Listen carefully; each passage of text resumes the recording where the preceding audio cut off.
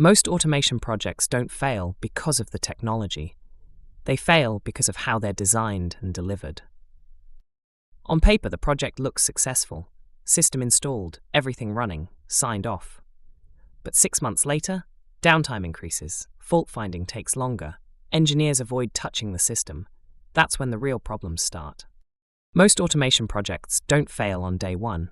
They fail over time, because they weren't designed for real-world use, maintenance, or long-term reliability.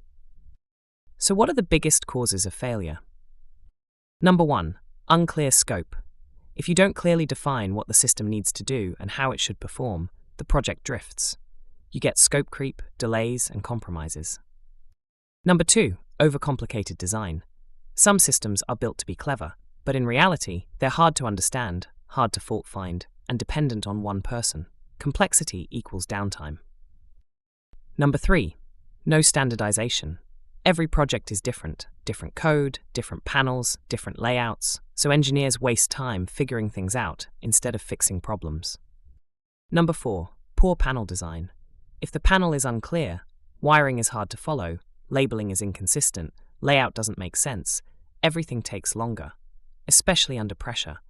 Number 5, weak documentation. If your team can't understand the system quickly, they can't fix it quickly, and that's where downtime grows. Number 6, rushed commissioning. When projects are rushed, testing is incomplete, edge cases are missed, and problems show up during production. Number 7, no focus on maintenance.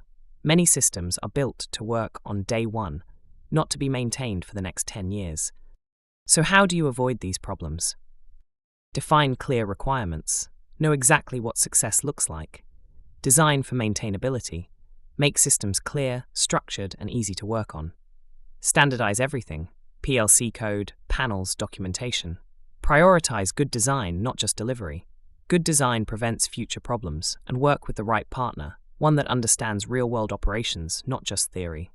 The difference between a successful automation project and a failed one isn't the hardware. It's how the system is designed, built, and supported. If you're planning a project or dealing with one that isn't performing, it's worth asking, was this built to last or just built to work?